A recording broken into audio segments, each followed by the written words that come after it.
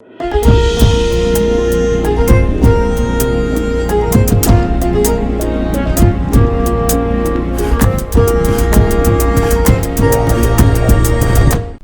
ሰላምታችን በያላችሁበት ይድረሳችሁ። ውድ የፈታ ቤተሰቦች እንደምን ቆይታችኋል?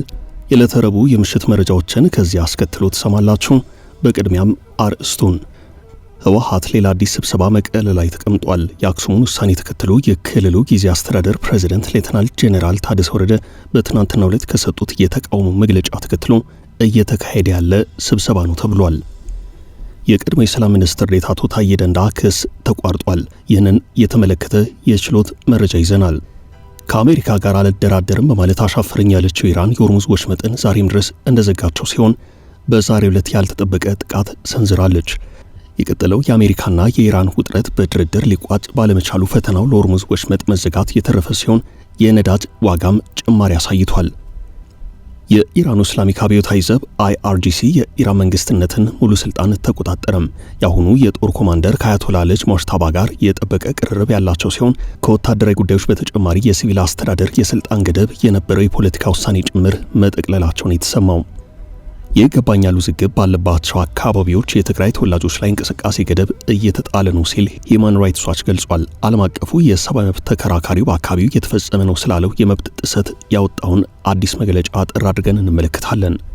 በአሜሪካ የሚገኙ ጥገኝነት ጠያቂ ኢትዮጵያውያንና ሌሎች ስደተኞችን የሥራ ፈቃድ አሰጣጥ በእጅጉ ሊገድብ የሚችል አዲስ የሕግ ረቂቅ መውጣቱ ከፍተኛ ስጋት ፈጥሯል። ጉዳዩን አስመልክቶ የሕግ ባለሙያዎችና የስደተኞች መብት ተሟጋቾች አስቸኳይ ማስጠንቀቂያ እያወጡ ነው። በባህር ዳር ከተማ ተከስቶ ሲያነጋግር የነበረው አሰቃቂ ግድያን በተመለከተ አዲስ መረጃ ተሰምቷል። ለቀናት በፖሊስ ሲታደን የነበረው ተጠርጣሪ በመጨረሻም በመቀለ ከተማ ተይዟል። በአርቲስቶችና በታዋቂ ግለሰቦች ላይ የተመሰረተው የፊንቴክ ማጭበርበር ክስ የፍርድ ሂደት በዛሬው ዕለት ቀጥሏል። በዛሬው የችሎት ውሎ እነ አርቲስት ሰራዊት ፍቅሬ፣ ሰለሞን ቦጋለ፣ ዳንኤል ተገኝ፣ ይገረም ደጀኔና ታዋቂው ቲክቶከር መንሱር ጀማልን ጨምሮ ሌሎች ተጠርጣሪዎች ቀርበዋል። ይህንን ጨምሮ በመግቢያ ያስታወቅናችሁን ጉዳዮች አንድ በአንድ እየነገርን እናቆያችኋለን። አብራችሁን ዝለቁም።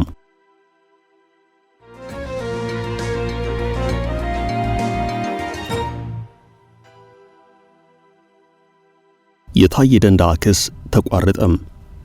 አቶ ታዬ ደንደዓ በቀረቡባቸው መንግስትን በኃይል ለመጣል ግዙፍ መሰናዶ የማድረግ በሀገር መከላከያ ሰራዊት ላይ ሐሰተኛና አደናቃፊ መረጃዎችን ማሰራጨት፣ የመንግስትን ስም ማጥፋት በሚሉት 3 ተደራራቢ ክሶች ላይ ባቀረቡት ይግባኝ ላይ ውሳኔ ለመስጠት የፌደራሉ ጠቅላይ ፍርድ ቤት ለዛሬ ቀጠሮ ሰጥቶ ነበርም። ሆኖም አቃቤ ሕግ ክሶቹን ያቋረጠበት ምክንያት በዛሬው ችሎት ላይ ያልተገለጸ ሆኗል። ዋዜማ የተከሳሽ ጠበቆች ክሱ ስለተቋረጠበት ምክንያት የሚያውቁት ነገር እንደሌለና ምክንያቱን የሚገልጽ ማስረጃ ከፍርድ ቤቱ እንደሚጠይቁ እንደተናገሩ ዋዜማ ዘግባለች። የፌደራል አቃቤ ሕግ በቀድሞ የሰላም ሚኒስትር ዴኤታ ታዬ ደንደዓ ላይ መሰረታቸውን 3 አዳዲስ ክሶች ባልታወቀ ምክንያት እንዳቋረጠ ነው የተዘገበው። አቶ ታዬ ፈቃድ የሌለው የጦር መሳሪያ በመያዝ ወንጀል የተላለፈባቸው የ7 ዓመት የእስር ቅጣት ወደ 4 ዓመት ዝቅ እንደተደረገ ዘገባው አስታውሷል።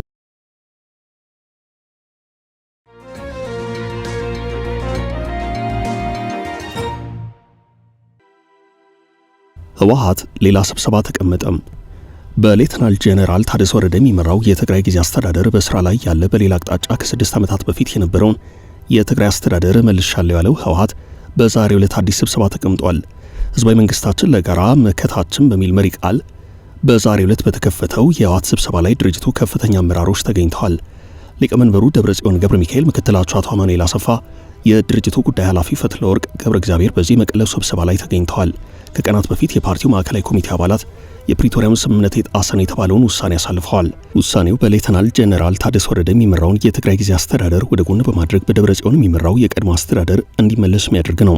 በትናንትናው ዕለት መቀለ ላይ መግለጫ የሰጡት ሌተናል ጄኔራል ታደሰ ወረደ የህወሓት ውሳኔ ፕሪቶሪያውን ስምምነት የሚጥስ ነው በማለት ተቃውመዋል። ህወሓት ለዚሁ የሌተናል ጄኔራል ታደሰ ወረደ መግለጫና ተቃውሞ የሰጠው ምላሽ የለም። በዛሬው ዕለት ግን አዲስ ስብሰባ ተቀምጧል።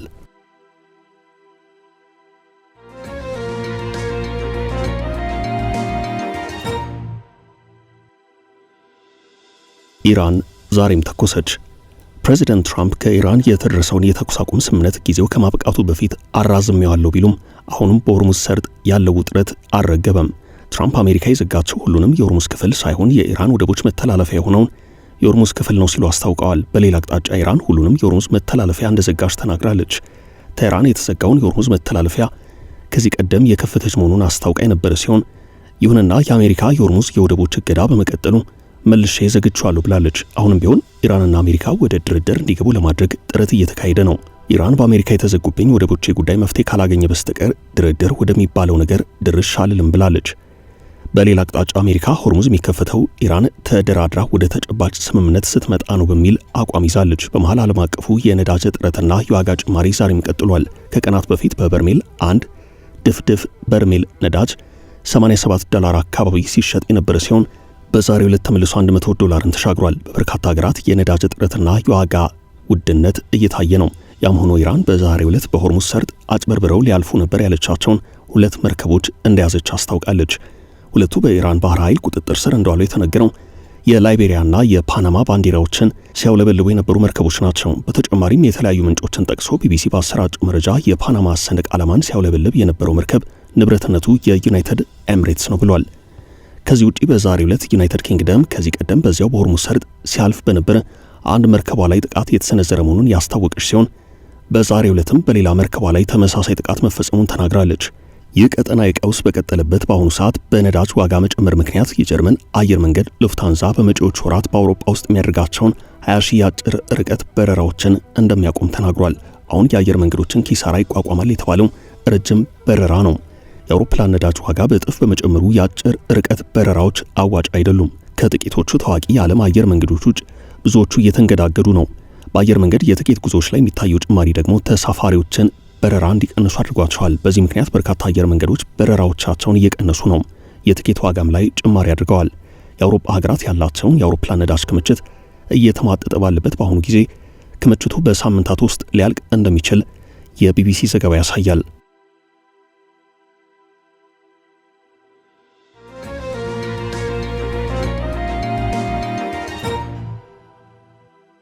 ጦሩ ሙሉ ለሙሉ ወደ መንግስትነት ተቀይሯል ተባለም።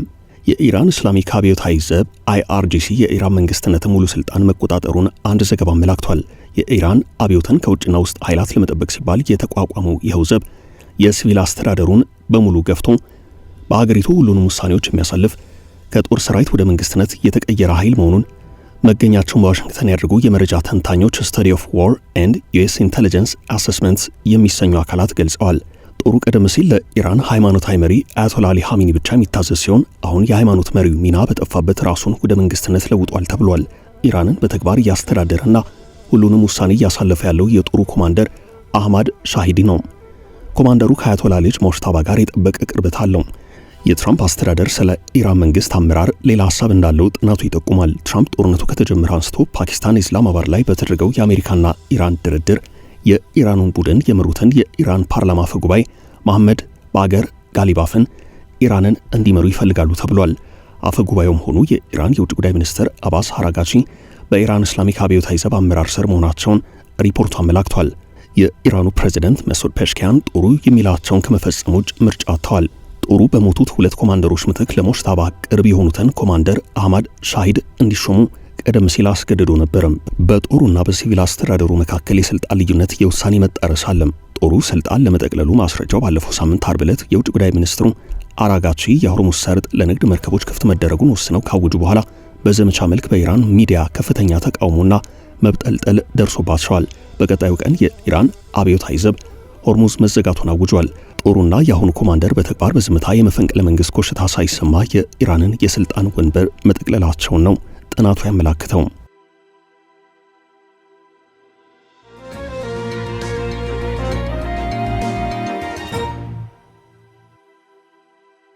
ሂውማን ራይትስ ዋች ስለ ወልቃይት ያወጣው ሪፖርት የባለቤትነቱ ውዝግብ ባለባቸው የወልቃይት አካባቢዎች የትግራይ ተወላጆች ላይ እንቅስቃሴ ገደቦች ተጥለዋል ሲል ይኸው ተቋም አስታውቋል። የ2 ዓመቱ ደም አፋሳሽ ጦርነት ካበቃ ከ4 ዓመታት በኋላ በአካባቢው በትግራይ ተወላጆች ላይ ዘፈቀደ እስራት፣ የመንቀሳቀስ የሥራና የአገልግሎት የማግኘት መድሎ የተሞላበት ገደብ ሂውማን ራይትስ ዋች የገለጸው ተቋሙ እነዚህ በደሎች በተጨማሪ መፈናቀልን ያስከተሉ ሲሆን በ2013 እንዲሁም 15 በትግራይ ክልል በነበረው አስከፊ ጦርነት ወቅት የተፈናቀሉ በመቶ ሺዎች የሚቆጠሩ ሰዎችን በሰላም የመመለስ ተስፋ እያጨለመ ይገኛል ብሏል። በአሁኑ ወቅት በፌዴራልና በአማራ ክልል የጸጥታ ኃይላት ቁጥጥር ስር የሚገኘው ግዛት በ2015 ዓ.ም በወጣው የአሜሪካ ውጭ ጉዳይ ሚኒስቴር ሪፖርት በማንነት ላይ ያተኮረ የግፍ ወንጀል የተፈጸመበት በሰው ልጆች ላይ የሚፈጸሙ ወንጀሎች እንደ አስገድዶ ማፈናቀልና በኃይል ወደ ሌላ ቦታ ማዛወር የተፈጸመበት ነው ብለዋል። በምዕራብ ትግራይ ዞን የሚገኙ ትግራውያን በሁሉም የህይወት ዘርፎች ላይ ከባድና ሰብአዊነት ለጎደለው ገደብ እየተጣለባቸው ነው። የኢትዮጵያ ባለስልጣናትና አጋሮቻቸው የትግራይ ተወላጆችን እንደ ሁለተኛ ዜጋ የሚቆጥሩበትን ሁናቴ ችላ ለማለት የቆረጡ ይመስላል ብሏል ተቋሙ በሪፖርቱም። በዚሁ ሪፖርት በጥርና በየካቲት ወራት 2018 ዓ.ም 40 ሰዎችን ማነጋገሩን የገለጸ ሲሆን ከነዚህ መካከል በአሁኑ ወቅት በአካባቢው የሚኖሩ ነዋሪዎች፣ ከታህሳስ 2018 በኋላ አካባቢውን ለቀው የወጡ ተፈናቃዮች፣ የእርዳታ ሰራተኞች፣ ዲፕሎማቶችና ሌሎች ባለሙያዎች ይገኙበታል ብሏል።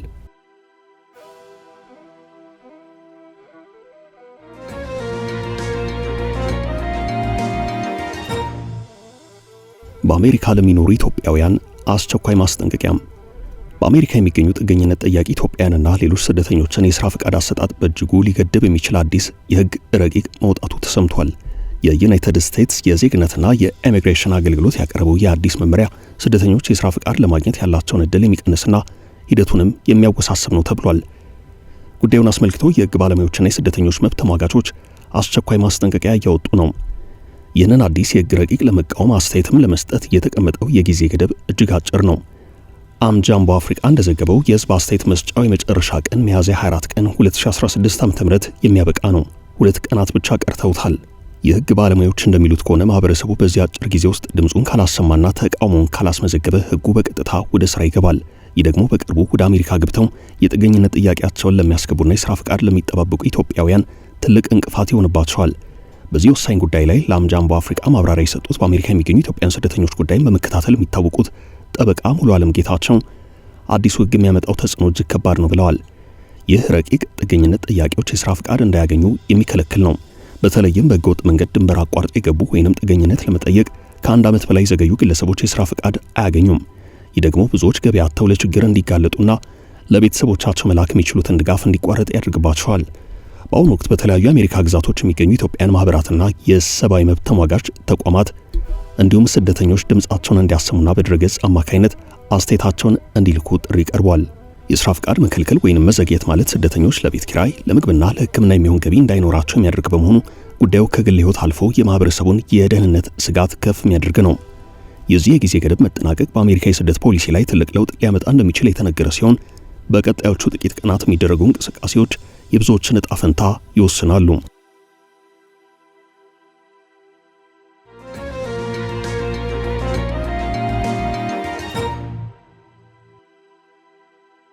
ከባህር ዳር እስከ መቀሌ የዘለቀ ኦፕሬሽን በባህር ዳር ከተማ ተከስቶ ሲያነጋግር የሰነበተው አሰቃቂ ግድያን በተመለከተ በዛሬው ዕለት አዲስ መረጃ ተሰምቷል። ወጣት ማህሌት ማሩ የተባለች እንስት ሕይወት ማለፍን ተከትሎ የአድማ ብተና አባል ነው የተባለው ያምራል አለበል አለሙ ወንጀሉን ፈጽሞ ተሰውሮ ለረጅም ጊዜያት ሲፈለግ ነበረም።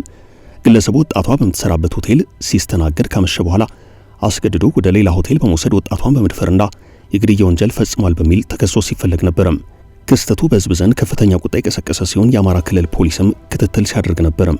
ተጠርጣሪው በዛሬው ዕለት መያዙ ተሰምቷል። የአማራ ክልል ፖሊስ ባወጣው መግለጫ ግለሰቡ በትግራይ ክልል መቀለ ከተማ ተሸሽጎ እንደሚገኝ በማረጋገጥ በተደረገ የተቀናጀ ኦፕሬሽን በቁጥጥር ስር ውሏል ብሏል። ተጠርጣሪውን ለመያዝ በሚደረገው ጥረት የትግራይ ክልል ፖሊስ ኮሚሽን ላበረከተው የላቀ አስተዋጽኦ የአማራ ክልል ፖሊስ ኮሚሽን ምስጋና አቅርቧል። ምንም እንኳን ተጠርጣሪው በቁጥጥር ስር ቢውልም ስለ ግድያው ዝርዝር ሁናቴና ስለሟች አሟሟት እስካሁን ከፖሊስ የተሰጠ ይፋ የምርመራ ውጤት የለም። ቲክቫ ኢትዮጵያ ጉዳዩን አስመልክቶ የአማራ ክልል ፖሊስን ባነጋገረበት ወቅት ጉዳዩ አሁንም በምርመራ ሂደት ላይ ያለ ነው የሚል አጭር ምላሽ እንዳገኘ አመላክቷል።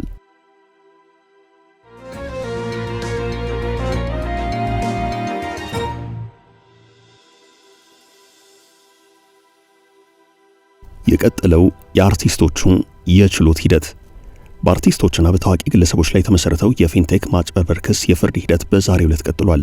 በዛሬው የችሎት ውሎ አርቲስት ሰለሞን ቦጋለ፣ ወንድም ካሊድ፣ ዳንኤል ተገኝ፣ ገረም ደጀኔ፣ ቲክቶከር መንሱር ጀማልና አብርሃም ግዛው የተገኙ ሲሆን ፍርድ ቤቱ ፖሊስ ተጨማሪ ምርመራ ጊዜ እንዲሰጠው ያቀረበውን ጥያቄ መርምሮ ውሳኔ ያሳልፏል።